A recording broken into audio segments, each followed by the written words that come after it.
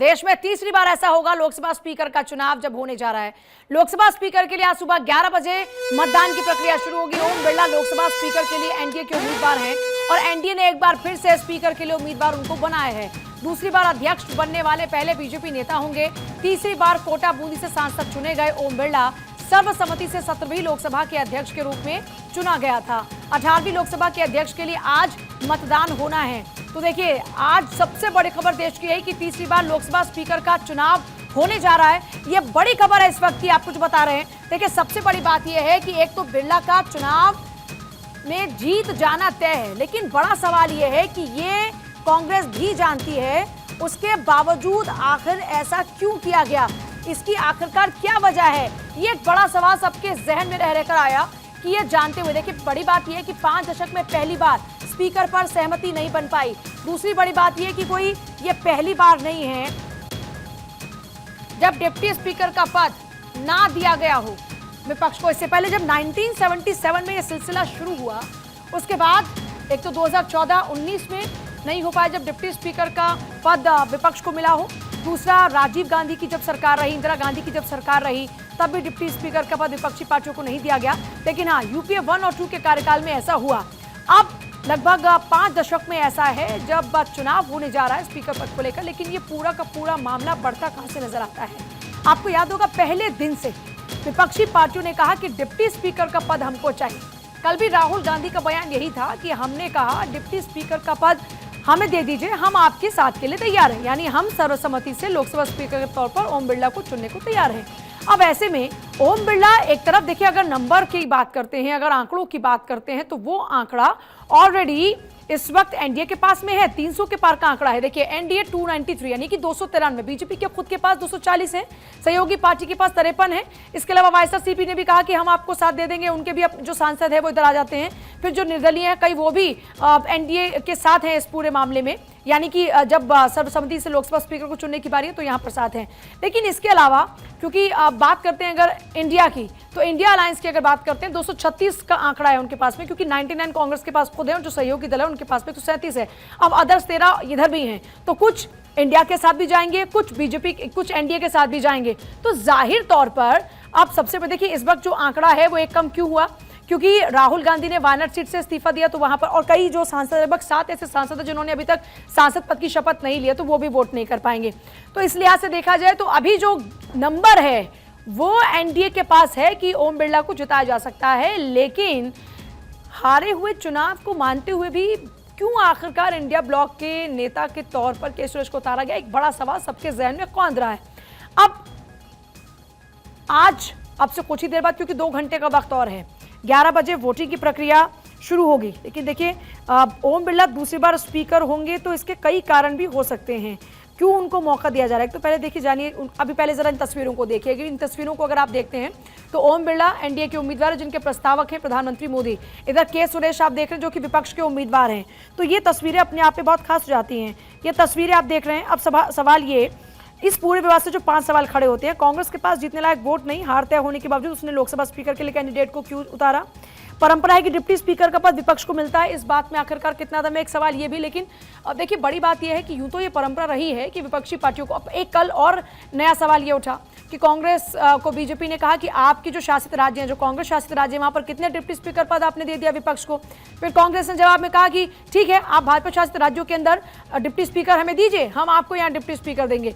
इस तरीके से सिर्फ यहाँ संसद में नहीं बल्कि विधानसभा के अंदर भी ये बहस शुरू हो गई कि आप वहां पर हमको डिप्टी स्पीकर पद दीजिए। आइए चर्चा की शुरुआत करते हैं। खास मेहमान इस वक्त हमारे साथ में प्रमोद स्वामी है, प्रवक्ता बीजेपी, यश श्रीवास्तव प्रवक्ता कांग्रेस हमारे साथ में इस वक्त हैं, डॉक्टर सुनील कौशिक हमारे साथ में वरिष्ठ पत्रकार, और प्रमोद कुमार हमारे साथ में संविधान विशेषज्ञ।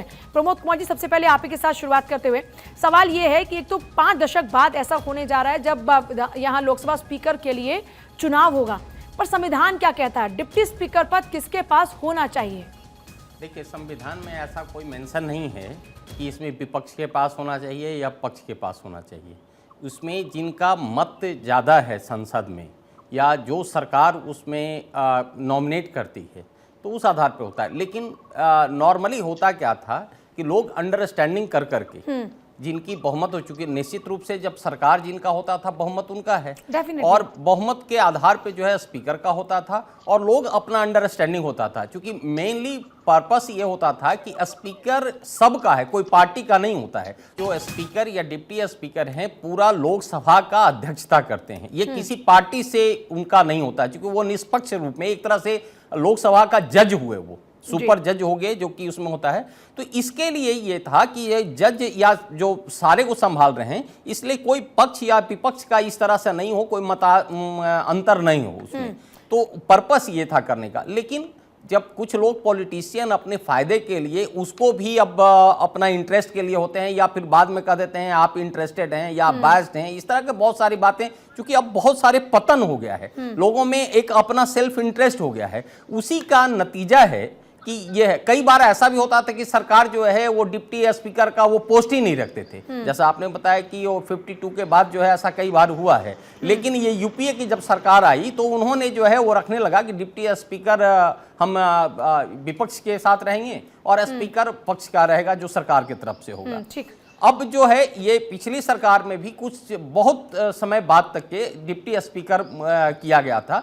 इस बार जो है वो एक तरह से ब्लैकमेल का ये चांसेस लग रहा है कि जैसा कि ये जब गए थे राजनाथ सिंह खड़गे साहब से बात करने के लिए, चूंकि वो कांग्रेस के और इसके अध्यक्ष हैं इंडिया गठबंधन का। आप कह रहे हैं कि कांग्रेस ब्लैकमेल कर रही है? नेचुरली आप देखिए अभी डिप्टी स्पीकर का कोई इलेक्शन नहीं हो रहा, कोई नॉमिनेशन नहीं हो रहा है, और बिना नॉमिनेशन के पहले आप एक ब्लैकमेल और एक कंडीशन आप रख रहे हैं कि आप पहले ही अभी, क्योंकि जिस चीज का अभी कोई नामो निशान नहीं है। ठीक है, वो यश श्रीवास्तव इसका जवाब देंगे। यश श्रीवास्तव कह रहे हैं कि ये एक तरह से ब्लैकमेलिंग है, पहले लोकसभा स्पीकर का चुनाव तो हो जाने देते, उसके बाद डिप्टी स्पीकर पर भी आते, आप तो पहली कंडीशन अप्लाई कर रहे हैं।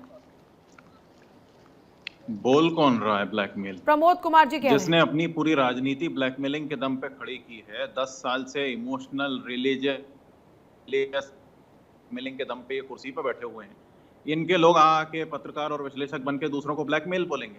कहाँ पे लिखा है कि स्पीकर का चुनाव नहीं हो सकता? कहाँ लिखा है कि विपक्ष जो है वो डिप्टी स्पीकर का पद नहीं मांग सकता?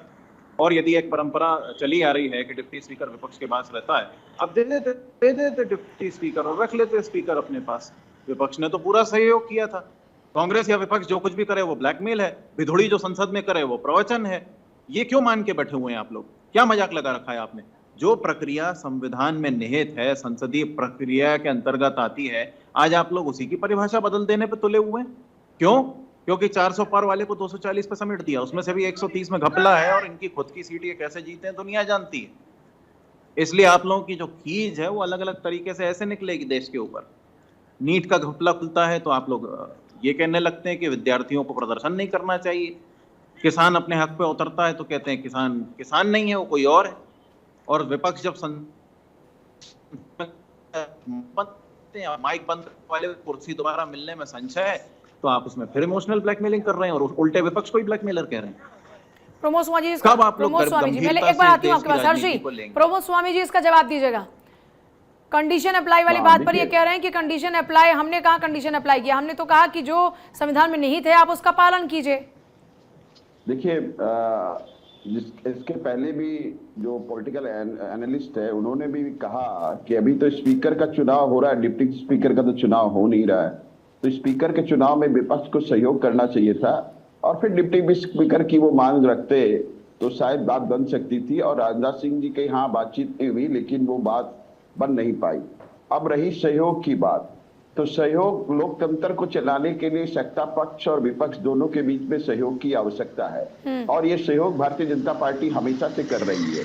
1994 में जब नरसिम्हा राव जी जब देश के प्रधानमंत्री थे और संयुक्त राष्ट्र मानवाधिकार आयोग में जब पाकिस्तान ने जब कश्मीर के मुद्दे को उठाया तो नरसिम्हा राव जी ने उस जो डेलीगेशन जिनेवा भेजा था उसका नेतृत्व वाजपेयी जी ने किया था, और वाजपेयी जी ने यहाँ इंडिया में जो हमारी जो व्यक्तिगत राजनीति से ऊपर उठ करके राष्ट्र हित को प्रथम रखते हुए उस डेलीगेशन का नेतृत्व करना भी स्वीकार किया और जोरदार रूप से कश्मीर के मुद्दे को रखा, जिससे जिनेवा में पाकिस्तान को मुंह की खानी पड़ी।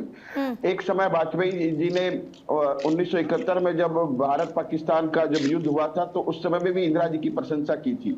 लेकिन आज का विपक्ष क्या करता है? आज का विपक्ष जब हम सर्जिकल स्ट्राइक करते हैं, जब एयर स्ट्राइक करते हैं, तो उसके ऊपर में प्रश्न उठाता है। सेना के चीफ को सड़क का गुंडा कहता है। जब चुनाव हार जाते हैं तो ईवीएम और इलेक्शन कमीशन पे दोषारोपण करता है। तो आज का विपक्ष सकारात्मक राजनीति नहीं कर रहा, तो उसकी वजह से ये सारी समस्याएं उत्पन्न हो रही है। खैर, अब तो विपक्ष ने अपना उम्मीदवार दे दिया है, तो गणतांत्रिक रूप से, लोकतांत्रिक रूप से वोटिंग होगी और जिसके पक्ष में ज्यादा वोट पड़ेंगे वो स्पीकर चुना जाएगा।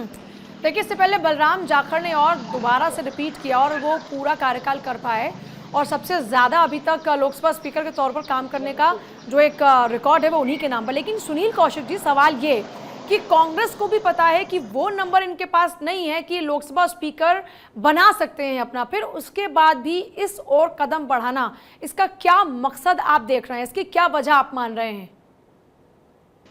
देखो, दोनों खेमे इस बात को मान के चल रहे हैं, चंद्रबाबू नायडू की क्या भूमिका रहेगी। दूसरे राजनीतिक दल जिन्होंने व्यवस्था के कारण भारतीय जनता पार्टी को समर्थन दिया है, क्या वो इस चुनाव में कांग्रेस गठबंधन का सहयोग करेंगे? तो मुझे लगता है चुनाव के बाद तय होगा। और साइकोलॉजिकल यदि बात की जाए तो निश्चित तौर से कांग्रेस की बड़े भाई होने के नाते जिम्मेदारी भी बनती है कि सारे राजनीतिक दलों को किस पर साथ लाने का प्रयास करे। टीएमसी ने भी समर्थन नहीं किया, राहुल गांधी ने अभिषेक बनर्जी से बहुत वार्तालाप की, लेकिन मनाने में कामयाब हुए कि नहीं हुए, जब वोट पड़ेंगे तब पता चलेगा जी। लेकिन जो भूमिका है संसद को चलाने में, निश्चित तौर से विपक्ष को एक ऊर्जा के रूप में इसको लेके चल रही है। यदि विपक्ष एक मत हो पाता है कि नहीं हो पाता है, क्या एनडीए गठबंधन में कुछ टूट कर सकता है कि नहीं कर सकता इंडिया गठबंधन, ये जब बोर्ड खुलेंगे लोकसभा अध्यक्ष के तब पता चलेगा। लेकिन निश्चित तौर से बीजेपी भी इसको मान के चल रही है। तो क्या अपना आकलन कर रही है क्या पार्टी? ये पहला एक तरीके से टेस्ट है, और इस टेस्ट में दोनों पार्टीज अपना आकलन कर रही है कि देखिए कौन सगा और कौन पराया। बिल्कुल, निश्चित तौर से ये तो अविश्वास प्रस्ताव जैसा मैं मान के चल रहा हूं इसको। जो तत्काल के दिनों में जिसने बहुमत के साथ सरकार बनाई हो, राष्ट्रपति महोदय को पत्र सौंपा हो 293-94 का, तो निश्चित तौर से जीत तो होनी है उनकी। लेकिन हाँ, कहीं ना कहीं ऐसा दोनों राजनीतिक दलों को लगता है कि एक दूसरे के गठबंधन में उनके लोग बैठे हुए हैं। तो ये अब वोटिंग होगी तब पता चलेगा। लेकिन निश्चित तौर से ये कांग्रेस को भी मानना चाहिए कि 10वीं लोकसभा तक डिप्टी स्पीकर का पद भी सत्ता पक्ष के पास रहता है। तमाम देश में विधानसभाएं चल रही हैं प्रदेशों में जहां सत्ता पक्ष के पास स्पीकर का पद और डिप्टी स्पीकर का पद भी है। 10वीं लोकसभा के बाद यह तय हुआ कि स्पीकर का पद विपक्ष के पास रहेगा, लेकिन उससे पहले हम देखेंगे कि सरकार के पास ही लगभग रहता था। 2019 में डिप्टी स्पीकर का पद नहीं भरा गया जी। कोई मायने डिप्टी स्पीकर का कोई मायने नहीं रखता है। लेकिन जहां सम्मान की बात है, जहां कमिटमेंट की बात है, जहां निश्चित तौर से विपक्ष के पास डिप्टी स्पीकर का पद रहना चाहिए, यदि वो सत्ता पक्ष नहीं दे पा रहा, ये मैं कहूंगा मनोवैज्ञानिक। लेकिन आप क्या कहते हैं कि रुकना चाहिए था कांग्रेस को, या फिर आप कहते हैं कांग्रेस ने सही किया?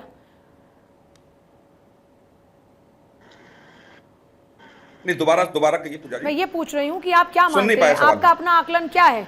क्या कांग्रेस को पहले डिप्टी स्पीकर तक आने तक इंतजार करना चाहिए था, या फिर जो उन्होंने ये फैसला लिया कि हम भी अपना प्रत्याशी उतारेंगे, ये सही फैसला है कि पहले दिन से हम तो कंपटीशन में हैं? देखो, पुराना इतिहास उठा के देखें तो कांग्रेस और विपक्ष में बैठे हुए राजनीतिक दल संकेत तो हैं कि भाजपा जो कमिटमेंट करती है वो बाद में पूरा करेगी कि नहीं करेगी। और निश्चित तौर से डिप्टी स्पीकर का पद विपक्ष के पास रहना चाहिए, इस कमिटमेंट के साथ ये कांग्रेस या विपक्ष के राजनीतिक दल नहीं मानते कि कोई बड़ा नेता इस बात को कहता है, वायदा करता है तो बात मानी जाएगी। लेकिन हाँ, ये जरूर है, क्या इस चुनाव के बाद डिप्टी स्पीकर का पद कांग्रेस के पास आ सकता है कि नहीं आ सकता है, ये निश्चित तौर से रिजल्ट के बाद तय होगा। पूजा जी, यश श्रीवास्तव जी, बड़ा सवाल इस वक्त ये है कि क्या आपको ये मालूम है कि आपके पास वो आंकड़ा है कि आप अपने प्रत्याशी को जिता सकते हैं और लोकसभा स्पीकर के पद तक पहुंचा सकते हैं? क्योंकि बीजेपी कहती है कि 293 तो हमारे पास पक्के हैं लोग जो हमारे साथ खड़े हैं डिप्टी यहाँ लोकसभा स्पीकर के नाम पर। नहीं, देखिए, बड़ा सवाल ये है कि यदि भाजपा के पास ये नंबर है तो फिर उनको क्या जरूरत है इतना विचलित होने की। एक अन्य टीवी डिबेट में मेरे सामने भाजपा की तरफ से कोई व्यक्ति कहते हैं कि विपक्ष का तो औचित्य ही नहीं बनता है कि वो स्पीकर के पद के लिए कोई बात करे। हमारे ही गठबंधन में कोई होगा, वो आके यदि हमसे कहेगा हमारे पास सबसे ज्यादा सीट है तो हम चाहेंगे तो दे देंगे। इस तरह की बात करने वाले लोग ये सुनते ही विचलित हो जाते हैं कि सामने कंपटीशन है या जरा सी भी प्रतिस्पर्धा है। इस बात को समझने की जरूरत है। यदि इनकी नियत में हो तो इससे आप श्योर हैं कि आगे आपको डिप्टी स्पीकर पद मिल जाएगा? ये जो लड़ाई आपने शुरू की है, आपको इससे लगता है कि डिप्टी स्पीकर का पद आपके पास होगा? नहीं, मैं वही कह रहा हूं कि ये जो इन लोगों ने आजकल कंस्ट्रक्टिव क्रिटिसिज्म नाम की चीज शुरू की है, वो इसीलिए क्योंकि अब इनके पास वो एब्सोल्यूट मेजॉरिटी नहीं है, वो स्पष्ट बहुमत नहीं है जिसके दम पे ये बुलडोजर चला रहे थे। तो अब इधर इनडायरेक्टली इमोशनली ब्लैकमेल करके लोगों को अपनी तरफ उलझाए रखें। अब ये स्पीकर का चुनाव जो है उसमें निश्चित लेकिन यश श्रीवास्तव, एक रियलिटी तो ये है कि आपसे तो फिर भी 2 गुना से भी ज्यादा नंबर उनके पास में है। और अभी कल टीएमसी प्रमुख अपनी नाराजगी जाहिर करती है, वो कहती है हमसे तो पूछा नहीं गया। तो ऐसी नाराजगी के चांसेस तो आपके साथ वाले लोग ज्यादा हैं? नहीं, नाराजगी के चांसेस तो इनके अंदर पार्टी में ही बहुत सारे लोग बैठे हुए हैं, खेमे बटे हुए हैं, इसीलिए ये विचलित है। नहीं तो ये आराम से बैठे होते, चुनाव का रास्ता इसका जवाब दीजिएगा। ये यहाँ बैठ के बाकी सबको बोल ही इसलिए रहे हैं प्रमोद स्वामी खुद जी, संशय है। ओम बिरला जी का जो कांग्रेस पार्टी और इंडिया अलायंस चुनाव खत्म हो गए, लेकिन अभी भी वो चुनावी मोड से वो बाहर नहीं आए। स्पीकर का और डिप्टी स्पीकर का फैसला तो संसद में होगा। अभी उस पर ज्यादा बहस करने की आवश्यकता नहीं है, क्योंकि थोड़ी देर में जब वहाँ चुनाव होंगे तो आंकड़े आपके सामने आ जाएंगे कि कितने इंडिया अलायंस के पक्ष में है और कितने एनडीए कैंडिडेट के पक्ष में है। हाँ, कांग्रेस पार्टी और इंडिया अलायंस एक गलतफहमी पाले हुए है कि एनडीए में कुछ टूट फूट होगी और उसका लाभ हमें मिल सकता है। तो ये इनकी गलतफहमी है, वो भी थोड़ी देर में दूर हो जाएगी। एनडीए बड़ा शक्तिशाली रूप से सारे हमारे जो साथी है वो हमारे साथ है।